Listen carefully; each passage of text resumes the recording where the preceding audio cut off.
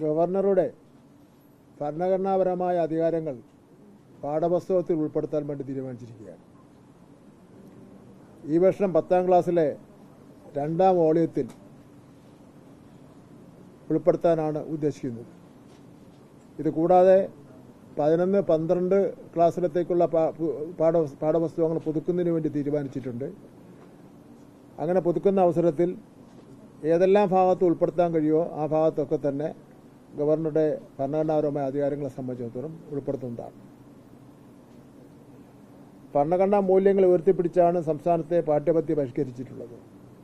അത് ജീവിതത്തിൽ പകർത്തുവാൻ ആവശ്യമായ പിന്തുണയും സ്കൂൾ വിദ്യാഭ്യാസ പ്രവർത്തനങ്ങളിലൂടെ നൽകുവാൻ പൊതുവിദ്യാഭ്യാസ വകുപ്പ് മുൻഗണന നൽകുകയും ചെയ്യും.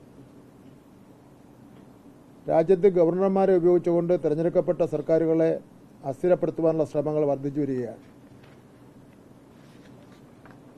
ഗവർണർമാരുടെ ഭരണഘടനാപരമായ അധികാരങ്ങളെക്കുറിച്ച് സുപ്രീം കോടതി തന്നെ വ്യക്തമാക്കുകയും ചെയ്തിട്ടുണ്ട്.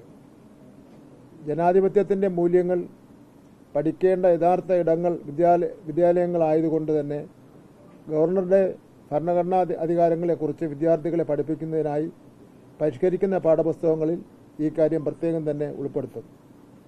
ഹയർ സെക്കൻഡറി പാഠപുസ്തകങ്ങൾ പരിഷ്കരിക്കുന്ന വേളയിലും ഈ വിഷയം ഉൾപ്പെടുത്തും.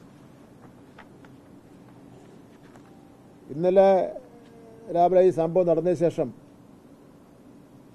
ഇന്നലെ എൻ്റെ വീടിന് നേരെ ഒരാക്രമണം പോലെ ABVP-കാർ നടത്തുകയുണ്ടായി.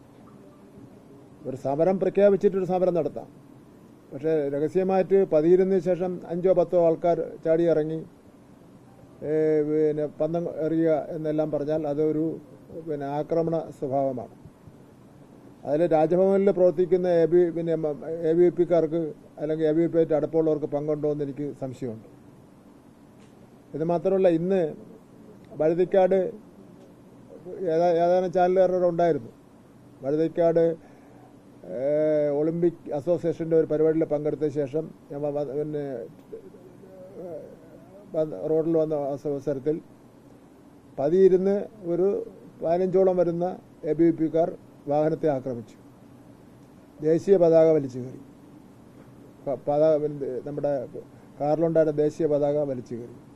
ഇതൊക്കെ രാജ്ഭവൻ അറിഞ്ഞുകൊണ്ടാണോ നടക്കുന്നതെന്ന് സംബന്ധിച്ചിടത്തോളം എനിക്ക് സംശയമുണ്ട്. അത് ഒരു സമരം പ്രഖ്യാപിച്ചിട്ട് വേണമെങ്കിൽ കരാവ് ചെയ്യുകയോ എന്ത് വേണോ ചെയ്യാം.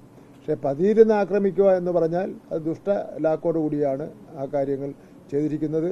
ഏതെങ്കിലും ഉന്നത കേന്ദ്രങ്ങൾ പറയാതെ അത്തരം പ്രവൃത്തികളിലേക്ക് ഈ ABVP-കാർ പോകാനുള്ള സാഹചര്യം കുറവാണ്.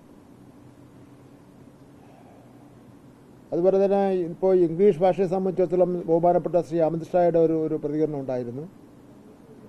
ഇംഗ്ലീഷ് സംസാരിക്കുന്നവർ ലജ്ജിക്കുന്ന കാലം വിദൂരമല്ലെന്ന കേന്ദ്ര ആഭ്യന്തരമന്ത്രി അമിത് ഷായുടെ പരാമർശം തികച്ചും അപലനീയമാണ്. ഒരു ഭാഷയും മറ്റൊരു ഭാഷയേക്കാൾ ഉയർന്നതോ തരം താഴ്ന്നതോ അല്ല. ഓരോ ഭാഷയ്ക്ക് അതിൻ്റേതായ പ്രാധാന്യം ഉണ്ട്. ഇംഗ്ലീഷ് ഒരു അന്താരാഷ്ട്ര ഭാഷ എന്ന നിലയിൽ അറിവിൻ്റെയും ആശയവിനിമയത്തിൻ്റെയും പ്രധാന ഉപാധിയാണ്. അത് രാജ്യത്തിൻ്റെ പുരോഗതിക്ക് സഹായകരമാവുകയേ ഉള്ളൂ. എല്ലാ ഭാഷകളെയും പ്രോത്സാഹിപ്പിക്കുവാനും വിദ്യാർത്ഥികൾക്ക് അവരുടെ ഇഷ്ടത്തിന് അനുസരിച്ച് ഭാഷകൾ തിരഞ്ഞെടുക്കുവാനുമുള്ള സ്വാതന്ത്ര്യം ഉറപ്പിക്കുവാനുള്ള കേരള സർക്കാർ പ്രതിജ്ഞാബദ്ധമാണ്. ഭാഷാ വൈവിധ്യം നമ്മുടെ രാജ്യത്തിൻ്റെ ശക്തിയാണ്. അത് സംരക്ഷിക്കപ്പെടേണ്ടതാണ്. ഇന്നലെ നടന്ന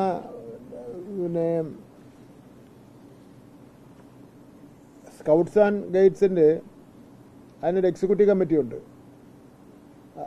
അതിൻ്റെ പ്രസിഡന്റ് എന്ന് പറയുന്നത് വിദ്യാഭ്യാസ മന്ത്രിയാണ്. അതിനൊരു സെക്രട്ടറി ഉണ്ട്, അതിനൊരു കമ്മിറ്റിയുണ്ട്. ആ കമ്മിറ്റി ഉടനെ വിളിച്ചു ചേർത്ത് സ്കൗട്ട്സിൻ്റെ ഭാവി പ്രവർത്തനങ്ങളെ സംബന്ധിച്ചിടത്തോളം ആലോചിക്കുകയും ഇവിടെ ഇന്നലെ നടന്ന കാര്യങ്ങളെ സംബന്ധിച്ചിടത്തോളം ചർച്ച ചെയ്യുകയും ചെയ്യും.